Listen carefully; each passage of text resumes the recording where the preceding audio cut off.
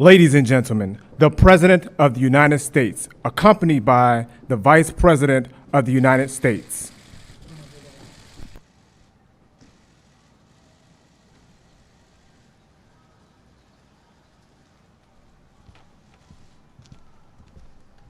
Thank you very much. Thank you.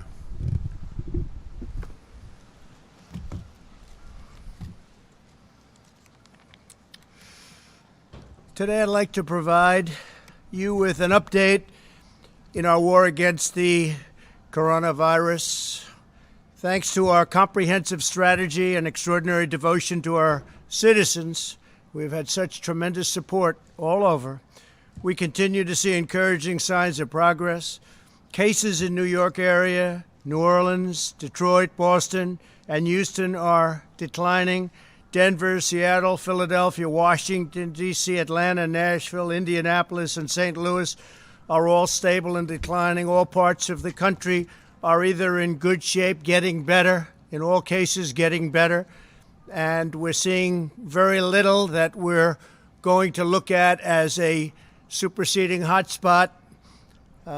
Things are moving along. Really a horrible situation that we've been confronted with, but they're moving along. As we express our gratitude for these hard-fought gains, however, we continue to mourn with thousands of families across the country whose loved ones have been stolen from us by the invisible enemy. We grieve by their side as one family, this great American family, and we do grieve. We also stand in solidarity with the thousands of Americans who are ill and waging a brave fight against the virus. We're doing everything in our power to heal the sick and to gradually reopen our nation and to safely get our people back to work. They want to get back to work, and they want to get back to work soon. There's a hunger for getting our country back, and it's happening faster than people would think. Ensuring the health of our economy is vital to ensuring the health of our nation. These goals work in tandem. They work side by side. It's clear that our aggressive strategy to slow the spread has been working and is saving countless lives. For those who are infected, we've taken unprecedented action to ensure they have the highest level of care anywhere in the world. The federal government has built more than 11,000 extra beds, shipped or delivered hundreds of millions of pieces of personal protective equipment, as you know. In fact, some of the people here are going to be talking about it, some of our greatest executives, some of the greatest anywhere in the world, and distributed over 10,000 ventilators. And we now have, in a very short period of time, many have been delivered and hundreds of thousands are being built. And frankly, every governor has more ventilators right now than they know what to do with. They're actually shipping them to different locations, and we're shipping some to our allies and others throughout the world because we have ventilators. Like the job that they've done in getting this very complex piece of equipment built is actually incredible.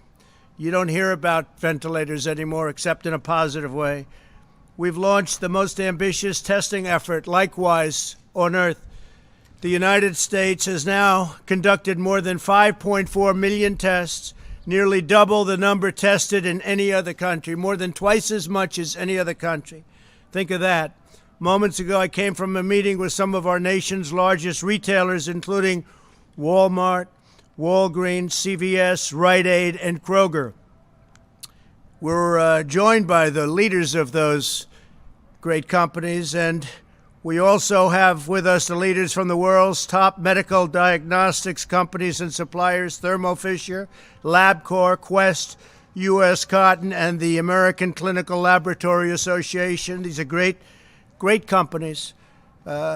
These private sector leaders, along with others such as Roche, Abbott, Becton Dickinson, Hologic, and Cepheid, have been exceptional partners in an unprecedented drive to expand the state's capabilities and our country's capabilities. The job they've done has been incredible. The testing that's been developed and being developed right now has been truly an amazing thing. I want to thank Abbott Laboratories for the job they've done. I want to thank Roche, and in particular, those two have really stepped forward. Abbott with a 5-minute test that people can take, and in 5 minutes they know what the answer is. I'd like to ask, if I could, the executives of these great companies, and they have really helped us a lot over the last 45-day period. We're talking about a 45-day period when many of us met. And since then, what Walmart and the others have done has been nothing short of amazing. So I just want to ask them to come forward and say a few words about their company. Plus, they're going to make a big contribution to our country. Please, come forward, please. Thank you. Come on up. Thanks. Thanks very much. Thank you, Mr. President, and thank you for all of you for being here today. And what we'd like to talk about is the progress we made. The last time we were here was March 13th, and we've made tremendous progress. And none of that progress could be made without the 47,000 people at Quest Diagnostics that are working around the clock on working up the test and running the test and delivering the results that we need. As far as results, we've made tremendous progress. We are currently at Quest Diagnostics testing about 50,000 tests per day. We've been pushed by the task force to bring up that number. By the end of May, we'll have 100,000 tests per day, about 3 million tests, and these are the molecular tests that we do today. We've also brought up serological testing. We started that this past week, and by the end of May, we'll be close to 250,000 a day, about 7,000 a month. So you put those two numbers together, it's about 10 million tests by the end of May that we'll be doing at Quest Diagnostics. We're doing that also in a quicker way. Turnaround times were somewhat of an issue at the early days. We've reduced that to 1 to 2 days. Our turnaround time for people in beds, hospital beds, is less than 24 hours. And we're doing that in the same way we've done it with the FDA and with CLIA, delivering the quality that you all expect. And convenience will improve as well with convenient solutions that will be able to swab individuals more easily and also deliver to consumer, the ability to have consumers choose a test online with a telehealth provider. So with that, I'd like to offer my colleague the podium as well.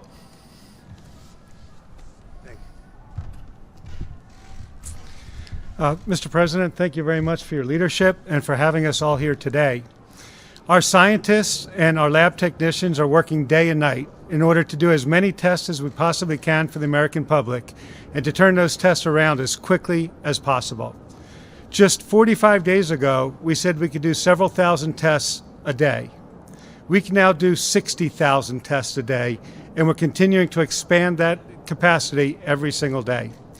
In addition, our scientists are working to make testing more convenient and easier. We have the swabs now that are much smaller than the original ones that we originally launched with, but we also have the Pixel by LabCorp at-home test. That test right now is for healthcare workers on the front line and first responders, but we will be rolling that out much more broadly over the coming weeks. And we're going to roll it out with absolutely no upfront cost for the individual consumers. At the same time, we are building our capacity for serology testing. And we can currently do about 50,000 today, and we'll be able to do several 100,000 per day by the middle of May. And we're going to be working with the retailers, our colleagues that are here today, to help them as they expand their testing capabilities across the entire country. And lastly, Mr. President, we have a rather large drug development business, and we will continue to work with our colleagues in the pharmaceutical and the biotechnology industry to ensure we do everything we possibly can to enroll clinical trials fast so that we can get new treatments and potential vaccines. Thank you. Thank you very much. Thank you very much. Please go ahead. Thank you. Mr. President, thank you, and thank the administration for all of their collaboration to enable Thermo Fisher Scientific to be able to produce the test kits that companies like LabCorp and Quest and the public health labs around the world run. We met our original commitments of producing 5 million kits a week, and we're up to scaling that to double that in the coming weeks in terms of supporting testing around the world. I'd like to thank my 75,000 colleagues around the world for their tireless effort to make that a reality and supporting all of our customers to have the testing necessary to get America back to work. Thank you very much. Great job.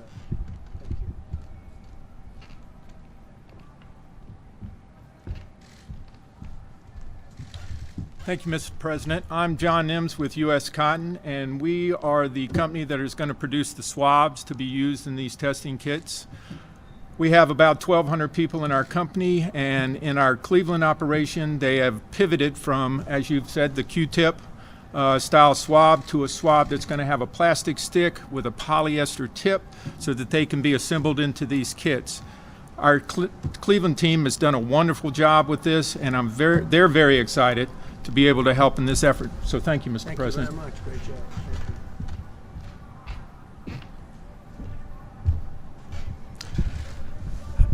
Mr. President, thank you. I'm Larry Merlo with CVS Health, and it was just over a month ago that we opened up our first drive-through test site. And since that time, we have opened large-scale testing facilities across 5 states in partnership with the administration and working with the governors of Rhode Island, Massachusetts, Connecticut, Georgia, and Michigan. And these sites are enabling us to test approximately 1,000 individuals a day with real-time results. We now have a capacity to test about 35,000 individuals each week. And this afternoon, we announced plans to expand that capacity even further. Beginning in May, we will install testing capabilities in up to 1,000 CVS pharmacies. We'll be using our drive-thrus and our parking lots with swab testing. So again, you'll see that coming online in May. And we also recognize the fact that the virus is disproportionately affecting our minority communities. So we're working in partnership with organizations like the National Medical Association to bring testing and care into the traditionally underserved communities. We're also beginning to implement mobile capabilities with which to do that. And as businesses are restarting their workforce, we'll also be looking to assist them as they begin to come back to a normal operation. And finally, as my other colleagues, I just want to thank my CVS colleagues. They have done a phenomenal job in terms of helping people in many different ways all across communities in the country. And they're part of this army of healthcare professionals and front store and first line supervisors and workers that are doing terrific things to bring our country together. And for that, we owe them a huge amount of gratitude. Thank you. Thank you very much. Great job. Thank you.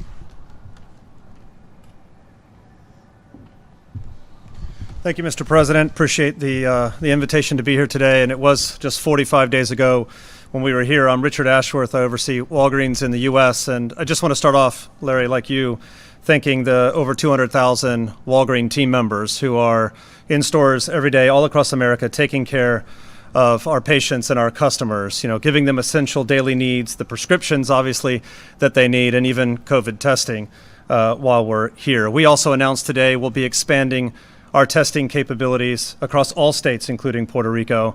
We'll be able to triple the volume that we do now in partnership with our lab partners, and we're excited to be able to do that. We're really excited with the public-private partnership that we have here because that's what's enabling us to do this, and we look forward to working with the additional states to get these sites up and running as fast as possible.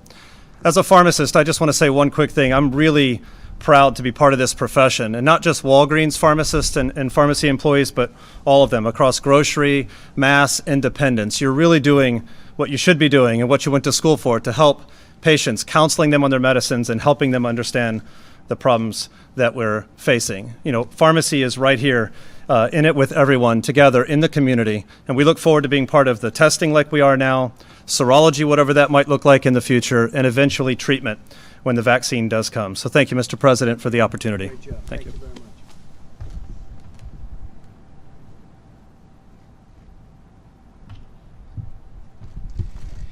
Thank you, Mr. President. Thank you, Mr. Vice President. We appreciate all you're doing to get America back to work and doing it safely. I represent Kroger, and my name is Rodney McMullen. And I am so proud of our nearly 500,000 associates that are doing everything every day to keep customers safe and our associates safe. And one of the things that we were able to do is provide the basic practices we're doing. We call it Blueprint. And it's the things that all of us can learn from on how to get America back working. We also announced earlier today continuing to accelerate our practice on testing.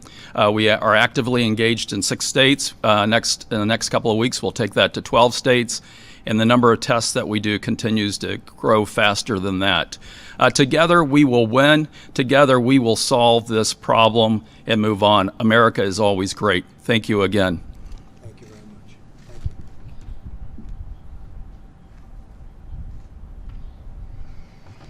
Thank you, Mr. President. My name is Doug McMillan. I'm a Walmart associate, and I too would like to start by thanking our associates for everything that they're doing in our stores, Sam's Clubs, distribution centers, and in our e-commerce fulfillment centers. They've been inspiring and continue to have a can-do attitude and step up. It's much appreciated.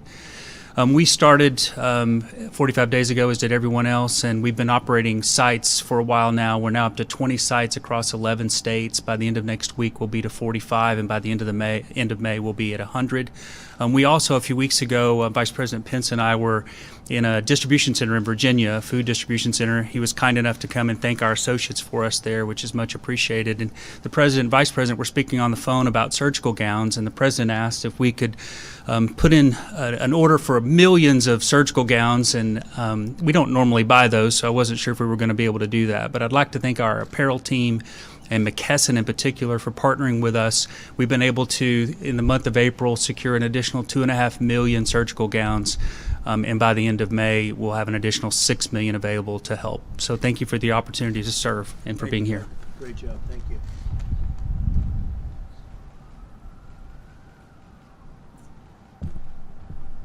Thank you, Mr. President, and thanks to the team for getting this great operation up and running for the benefit of the country. I'm Hayward Donegan with Rite Aid, and we are currently operating 40% of the current test sites in 25 locations across 8 states. And I had the opportunity, as I was driving up, to stop at our Richmond location and see the testing in action and thank the associates, whether it be security or pharmacy, front end, everybody who's helping with this great effort, and all of the customers that appreciate this so much. It was really amazing to see. And I want to thank my 50,000 associates also for keeping these retail locations up and running during these really, really tough times. It's been quite amazing. And we, too, are going to expand our testing, and we're doing about 1,500 a day. Thanks. Thank you very much. So thank you all very much. It's incredible what we've done together over a short period of time. I want to thank our Vice President for the task force and the work. Every day it gets better, and we had a fantastic call with the governors today. And I would say that they are as thrilled as they can be, considering that the fact is that there has been so much unnecessary death in this country. It could have been stopped, and it could have been stopped short, but somebody a long time ago, it seems, decided not to do it that way, and the whole world is suffering because of it, 184 countries at least. But I want to thank all of these great business men and women for the job they've done. They've been fantastic with us, working with us. And as you know, for several weeks, my administration has encouraged the governors to leverage unused testing capacity in states. Very few understood that we have tremendous capacity. Then 1 week ago, we provided each governor with a list of names, addresses, and phone numbers of the labs where they could find additional testing capacity in their states. Within 48 hours, the number of tests performed across the country began to absolutely skyrocket. On Saturday alone, more than 200,000 test results were reported, which is a gigantic number, bigger than any country anywhere in the world for a much longer period of time. A number that is an increase earlier in the month when we tested roughly less than 100,000 a day. So we much more than doubled it, and that will be doubling again very shortly. We are continuing to rapidly expand our capacity and confident that we have enough testing to begin reopening and the reopening process. We want to get our country open, and the testing is not going to be a problem at all. In fact, it's going to be one of the great assets that we have. Today, we're releasing additional guidance on testing to inform the states as they develop their plans for a phased and very safe reopening. Our blueprint describes how states should unlock their full capacity, expand the number of testing platforms, establish monitoring systems to detect local outbreaks, and conduct contact tracing. We have it all. Other countries are calling to find out what are we doing and how do you do it, and we're helping them. We're dealing with a lot of countries, helping them on testing, just like we did on the ventilators. I directed our Medicare program to make it easier for seniors to get the testing that they need, and the pharmacies, as you know, we are allowing pharmacies now to do testing, and we have other testing locations that we're going to be allowing also, but having pharmacies get involved in testing is a very big deal. We're also asking governors to do the same in their Medicaid program, so they're going to be able and authorized to do the same in Medicaid. So that's a big deal. So we're deploying the full power and strength of the federal government to help states, cities, to help local government get this horrible plague over with, and over with fast. There's tremendous energy in our country right now. There's energy like people haven't seen in a long time, a spirit that they have not seen, and we're doing very well, considering what happened to us, and considering if you look at what happened to others. This is something that the world has not seen for a long, long time.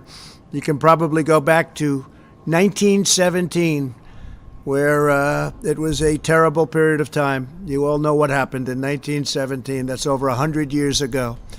With that, I'd like to introduce, if I might, Dr. Birx, if you could come up, and then Admiral, you'll come up, and between the two of you, you'll explain the entire process and how much progress we've made and where we're going. Thank you very much. Thank you.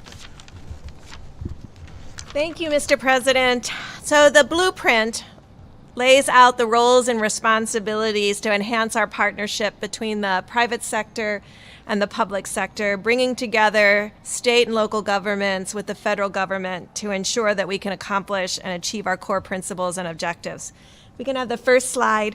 The core elements of the testing plan include both three elements: robust diagnostic testing plans developed in partnerships with state, and I just really want to thank the governors and the health officials, both at the state and local levels, who've been working with us day and night to work through these issues, and also all the laboratory directors in many of the states, as well as the American Society for Microbiology, who've been working with us to ensure that the plans were efficient and effective.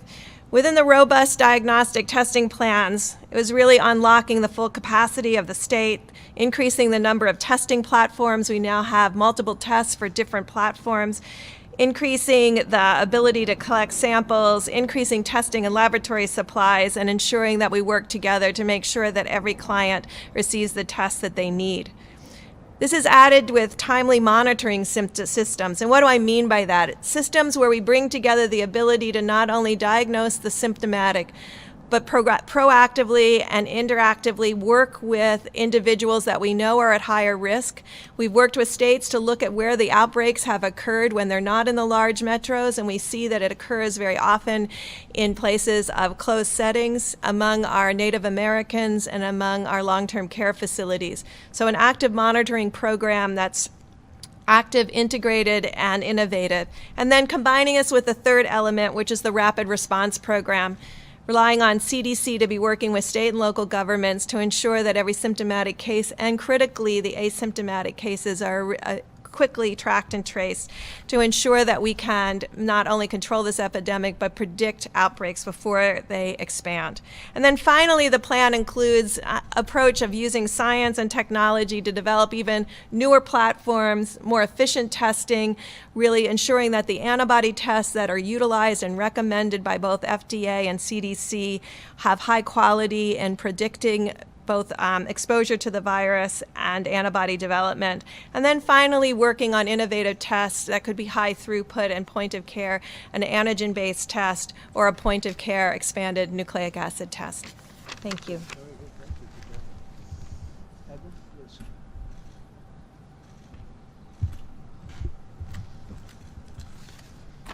Thank you, Mr. President, and thank you, Ambassador Birx. If I could have the next slide, please.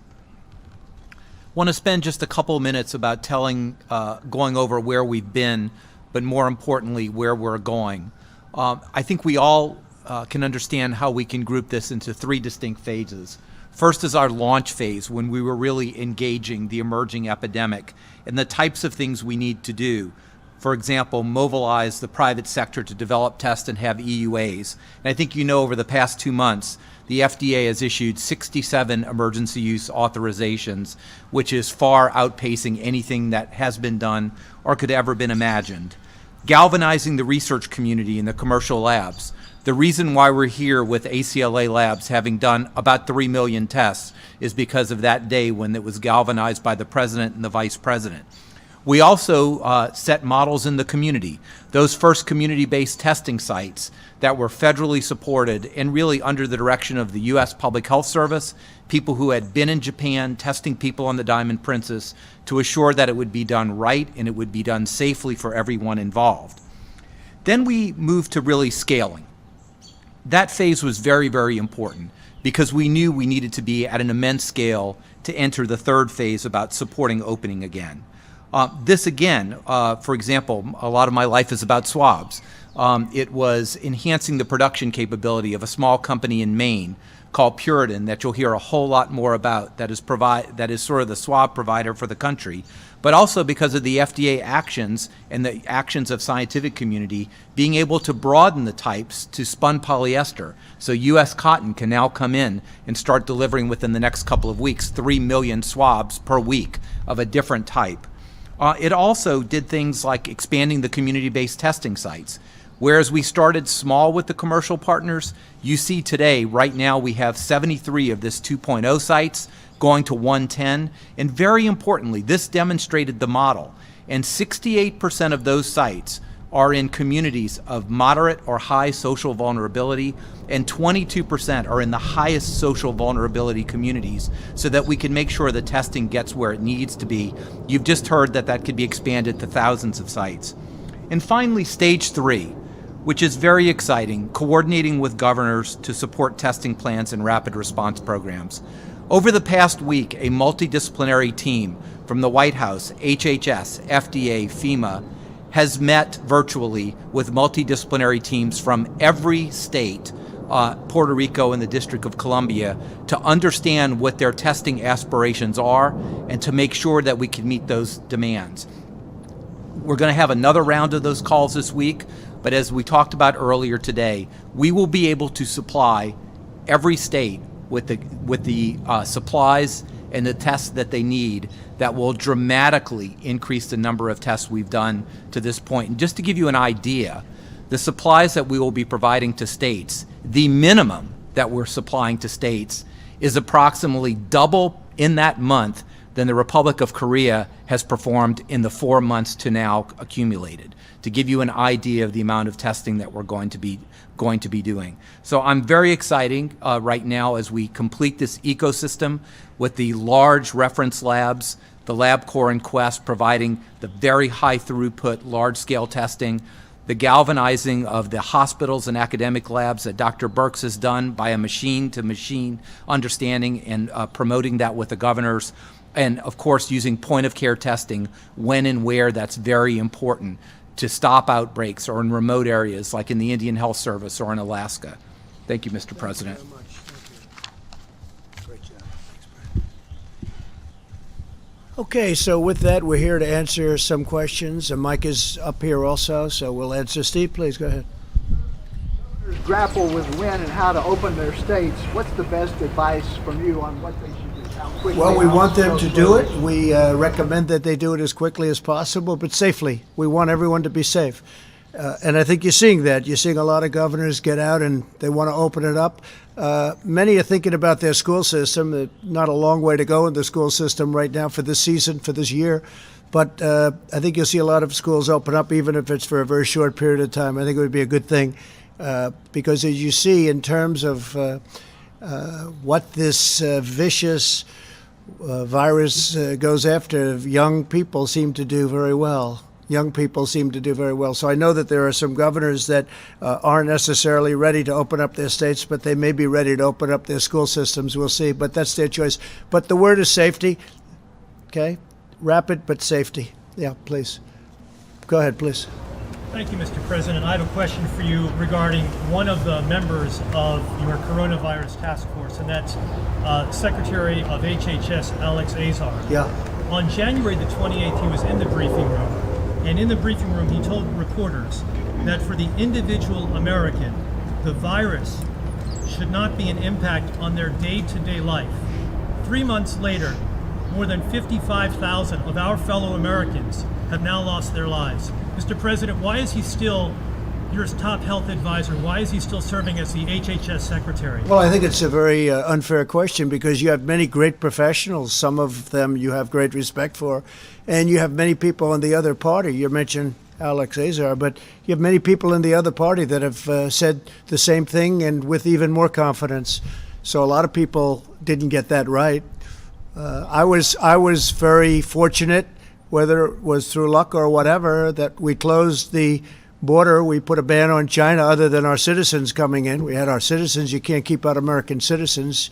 You know, gee, you can't come back into your country. That's a little tough to do, but we put a ban on China. That was very fortunate. But I could tell you that Nancy Pelosi was dancing in the streets in Chinatown. She wanted to go, let's go out and party. Now, that was late into February, so you don't mention that, but you could mention that. Go ahead. Any other? Please, go ahead. Go ahead. Mr. President. He has not been in a briefing Yeah, please, stand up. since April the 3rd. Does that show confidence? You should have no complaints, please. Thank you, Mr. President. Yesterday, you retweeted someone who alleged that Democrats have quote, inflated the mortality rate of the coronavirus by underreporting the infection rate. Do you believe that's true, that there's some sort of conspiracy theory regarding the number of infections states are reporting? Well, I can only say what we're doing. We're reporting very accurately. If you look at other countries are not. I mean, you can look at China, you can look at numerous countries where I don't think those are right numbers. I can only say what we're doing. It's very important to us to do very accurate reporting, and that's what we're doing. John, go ahead, please. By retweeting that, Mr. President?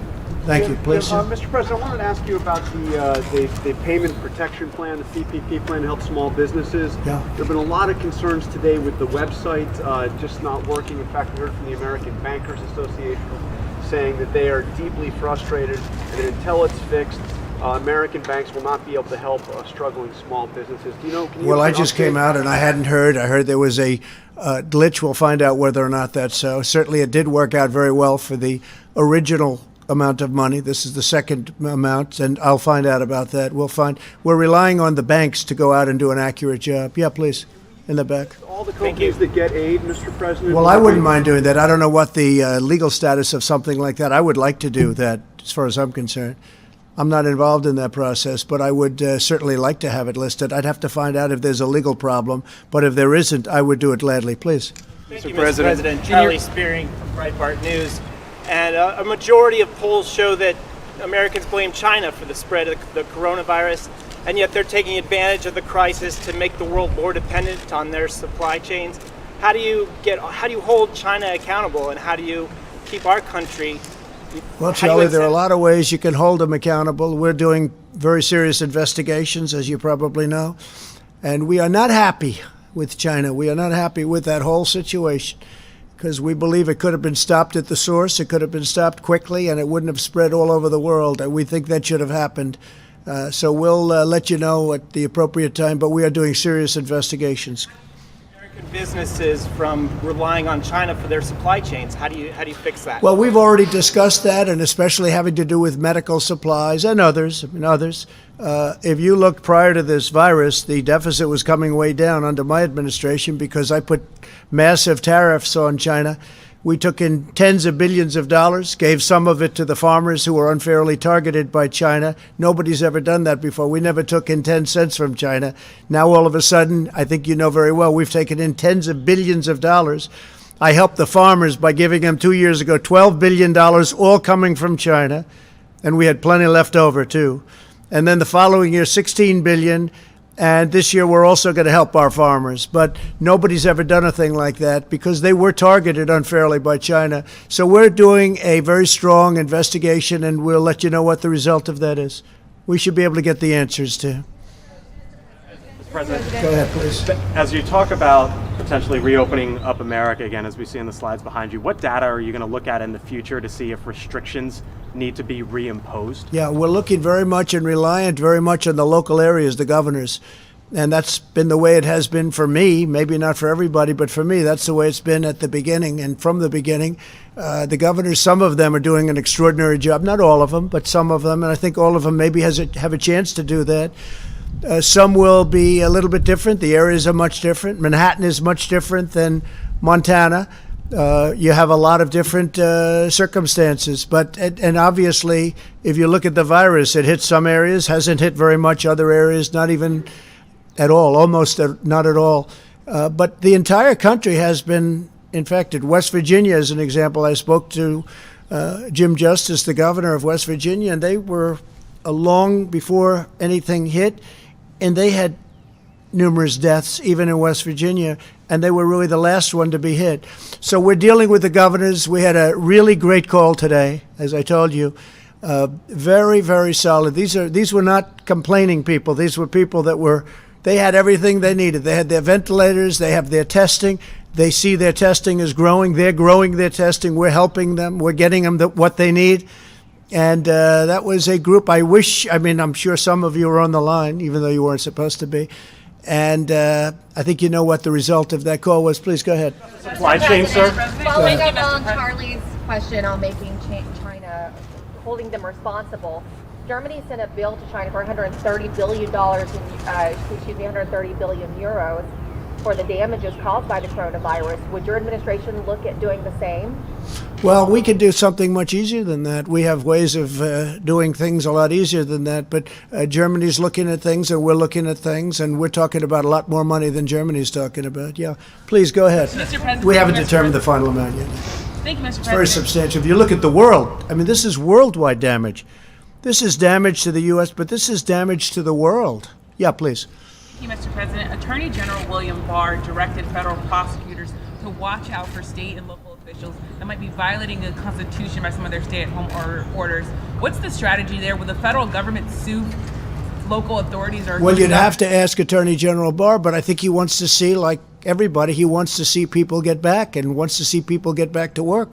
He doesn't want people to be held up when there's no reason for doing it. In some cases, perhaps it's too strict. He wants to make sure people have their rights and they maintain their rights, very importantly. So a lot of people would agree with him, but you'd actually have to ask that question specifically from a legal standpoint to Attorney General Barr. Federal government suing state It would depend on the state. It would depend on the circumstances of the state. Some states are, perhaps a little early, and some states are a little bit late. And the Attorney General, I read that, and I saw that, and frankly, the Attorney General doesn't want to have rights taken away because, there are some people, they're not allowed to open up a store, or they're going to lose their livelihood. And by the way, that causes death also between all of the things that happen, and this has been a big study. The fact that people aren't allowed to have their freedom causes a tremendous amount of problems, including death. So that's what he's talking about. Please, in the back. Maryland and other states, Governor Larry Hogan specifically said they've seen a spike in people using disinfectant after your comments last week. I know you said they were sarcastic. I can't imagine why. I can't imagine why. Yeah. Take any responsibility? No, I don't. No, I can't imagine. I can't imagine that. Yeah, go ahead, please. President, Dr. Anthony Fauci says that we need to increase testing by double it at least, and so does the Rockefeller Foundation. When are we going to be doubling testing? It doesn't really matter what they say there, and we just left him. We just had a meeting, but because we're going to have much more than double it very soon. Now, there are big believers in testing, and then there are some governors that don't feel as strongly about it at all. You understand that. They feel much differently about it. But we're going with maximum testing because it's something we're very capable of doing. But we'll be much more than doubled. Mike, I'd like you to answer that. We're going to be much higher than doubled on testing very shortly. Mike, please. Yeah, please. Thank you, Mr. President. I hope the American people looking on today are as proud as the President and I are of the incredible public and private partnership that you heard from today. It was 2 months ago that we had done less than 10,000 tests for the coronavirus in the United States. But because the President brought together these incredible commercial labs, brought together the best known retailers in America. Now, Mr. President, we have 5.4 million tests. And as you said earlier today, we've done more than 200,000 tests in a single day. As we met with governors today, I sense the enthusiasm among governors for the way that testing is scaling all across the country. And we assured them on the call today that we're going to continue to directly partner with them to make sure that all of the resources you heard about today continue to be expanded. But I want to ask Admiral Giroir, who is literally working day in and day out with the governors, to describe some of the numbers for exactly where we will be. We're north of 5 million tests done now. It is remarkable to think of the pace of acceleration. But Admiral, maybe you could speak about exactly when we will reach the point that some of the experts say that they think we need to be at, whether that be 300,000 tests a day or 500,000 tests a day. But what's remarkable to me as a layperson, Mr. President, is because of this partnership you've forged, we're almost there, and we'll be there very, very soon for the American people. But everyone who is as anxious to see America reopen as this president and our entire administration are should know that the three-phased approach that the president outlined 10 days ago, we believe, and I believe increasingly governors understand around America, that we have a sufficient amount of testing today for every state that qualifies to enter phase one to begin to reopen their economies. But Mr. President, with your permission, I'll just ask Admiral Giroir to give some specific numbers about how quick, for all that we've done, how much more quickly you'll see an expansion of testing because of the partnership that you witnessed again here today. Thank you, Mr. President, Mr. Vice President. The number of tests that need to be done depends on the state level. You understand that places where there's high virus circulating will need many, many more tests. Places that do not have high virus circulating may need less tests. But let's just assume Dr. Fauci was talking about a 4 million per month number, which was sort of a week ago where we are. So we will, according to the governor's plans for next month, we will easily double that 4 million number. We will have over 20 million swabs that we're going to send out. We will have over 15 million tubes of media. We have all the tests matched, machine to machine, in a focused area. We've gone state by state and understand that. And this is not even including what you just heard, the 5 million per month tests by LabCorp and Quest, or the point of care test by Abbott, or all the other tests that are out there. So in May, we are going to be doing more testing in this country. And people talk about South Korea a lot. The states with the least amount of testing will double the overall cumulative number per capita that South Korea has done in 4 months, to give you that understanding. Go ahead, John. Sure, this sounds incredibly promising. Walgreens, CVS with the drive-through tests, the diagnostics agencies. But we sat here in the Rose Garden back on March 13, and these companies were here, some other companies were here. By my count, only 69 drive-through test sites have been set up by the companies that were here. I'm wondering if you, and of course, Mr. Vice President, back in early March, you said we'd be at 4 million tests by the following week. We're just now got there in the last few days. So what have you learned about what went wrong, a month and a half, or over the last month and a half, or 2 months, and what's going to go right now? What lessons have you learned from the mistakes over the last month and a half or so? John, I appreciate the question, but it represents a misunderstanding on your part, and frankly, a lot of people in the public's part, about the difference between having a test versus the ability to actually process the test. I mean, the truth was, when the president tapped me to lead the White House Coronavirus Task Force 2 months ago, we saw the production of lots of test kits going into the marketplace. But as the president has said many times, what he understood early on was the old system would never be able to process the tests at the massive volume that we would need in the midst of an epidemic. And that's why the president brought together these extraordinary commercial labs that you've heard from today, literally sat them down in the Roosevelt Room and said, we need you to turn all of your energies loose on doing the kind of high-speed testing that would be necessary for us to reach the numbers we're at today. And so there was no disconnect at all. There were lots of test kits out there, Admiral, and frankly, there still are today. There are literally millions of tests that could be run in the old-style, slow laboratory that are still conducting tests today, whether it be at the CDC or at state laboratories. But what the president brought about with this public-private partnership has brought us to the point where we've done 5.4 million tests to date, and literally, you just heard that by next month we could be doing as many as 2 million tests a week all across the country to give the American people confidence that we can reopen and get our economy moving again. So when you said 4 million tests 7 weeks ago, you were just talking about tests being sent out, not actually being completed? I'm a little confused. John, I think precisely correct that in my first week on this job, we were informed that HHS, I believe IDT was the vendor, Admiral Jawar, that had distributed 1 million, was distributing another 4 million, and we believe they did. But again, those were tests that, frankly, but for the president's leadership, we'd still be waiting on those tests to be done in many cases, because they were tests that were designed to be run in the old laboratory model. But early on, at the president's direction, we brought in these incredible commercial labs. We partnered with these extraordinary retailers.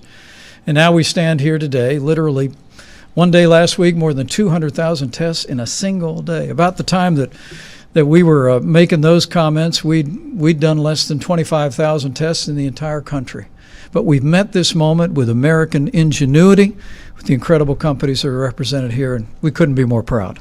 Follow up, Mr. President. I think it's very important to know, and this you can get from any other country, I think, if they're being honest. Not only do we have the most testing in the world by far, but we have by far the best testing.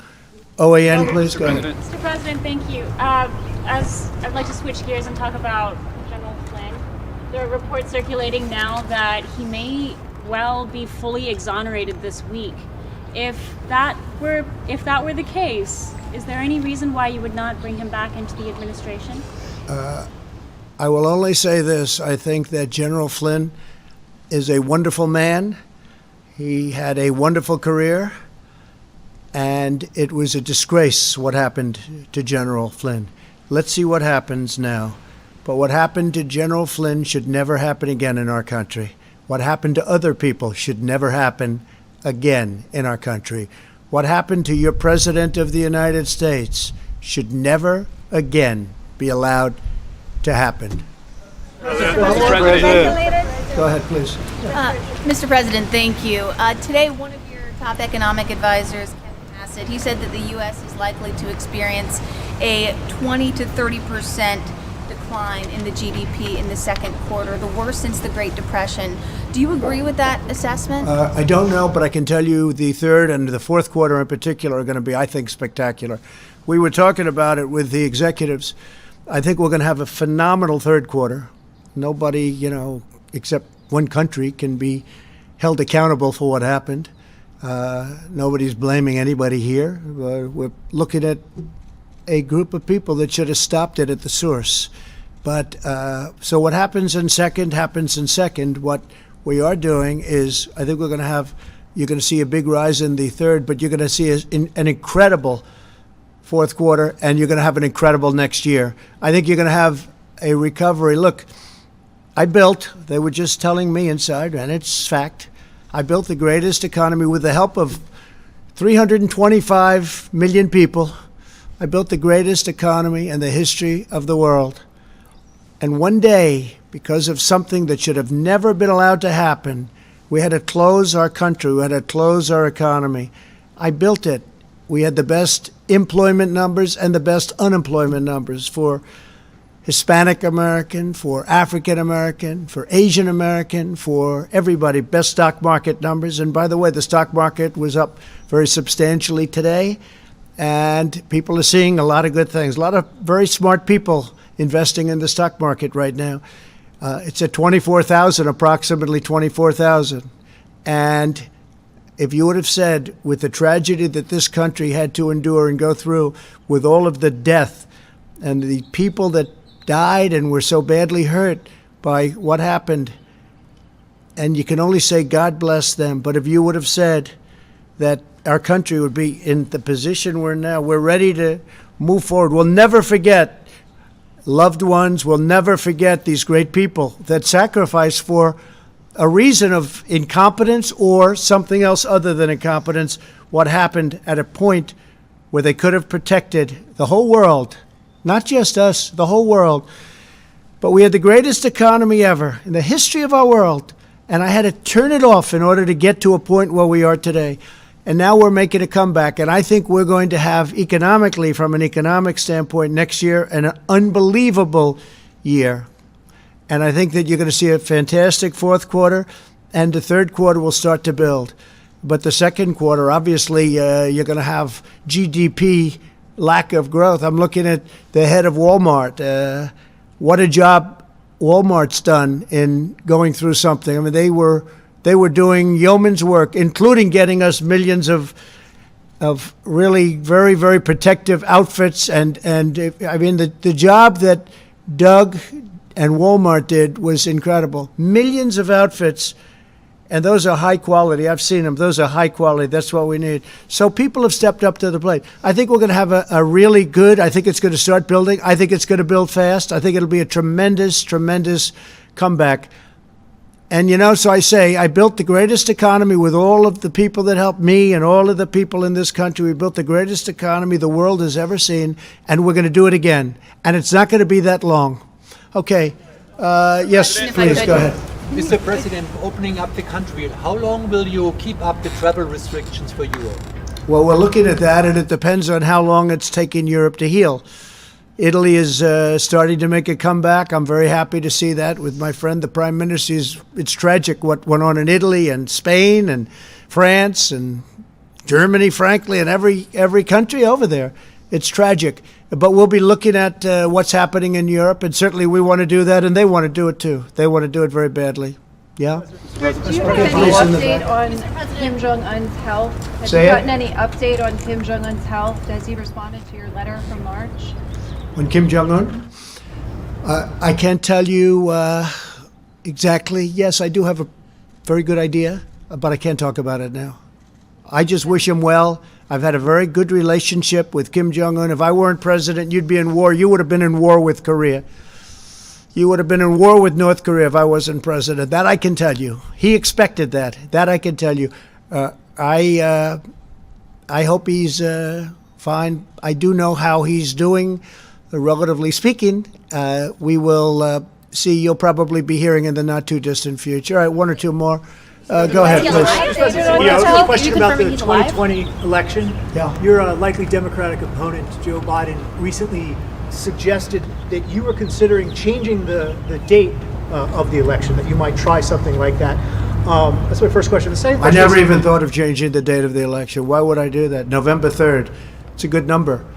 No, I look forward to that election, and that was just made-up propaganda, not by him, but by some of the many people that are writing little statements. I see all the time, statement made, you say so, statement made per Joe Biden, Sleepy Joe. He didn't make those statements, but somebody did. But they said he made it. No, let him know I'm not thinking about it at all, not at all. Okay, go ahead in the back, please. The bipartisan Senate Intelligence Committee came out with the fourth installment of its report. It concluded that Russia interfered in the 2016 elections and there was not political bias. Do you accept its conclusions? Oh, I don't know. I haven't seen the report. Yeah, please, go ahead. President, nice to see you. I think you have a good relationship with North Korean leader Kim Jong-un. But last Saturday, Senator Graham, he mentioned in the Fox News he interviewed. He said he didn't say anything last Saturday. Kim Jong-un. Nobody knows where he is, so he obviously couldn't have said it. If you have this is breaking news. Yes. That Kim Jong-un made a statement on Saturday. I don't think so. Okay, go ahead. Let's do one more, please, in the back. If an American president loses more Americans over the course of 6 weeks than died in the entirety of the Vietnam War, does he deserve to be reelected? So, yeah, we've lost a lot of people, but if you look at what original projections were, 2.2 million, we're probably heading to 60,000, 70,000. It's far too many. One person is too many for this. And I think we've made a lot of really good decisions. The big decision was closing the border or doing the ban. People coming in from China, obviously other than American citizens, which had to come in. Can't say you can't come in, you can't come back to your country. I think we've made a lot of good decisions. I think that Mike Pence and the task force have done a fantastic job. I think that everybody working on the ventilators, you see what we've done there, have done unbelievable. The press doesn't talk about ventilators anymore. They just don't want to talk about them, and that's okay. But the reason they don't want to talk, that was a subject that nobody would get off of. They don't want to talk about them. We're in the same position on testing. We are lapping the world on testing, and the world is coming to us. As I said, they're coming to us saying, what are you doing? How do you do it? We're helping them. So, no, I think we've done a great job. And one person, I will say this, one person is too many. Thank you all very much. Thank you. Thank you. Why did Maryland have to go to South Korea to get 500,000 tests?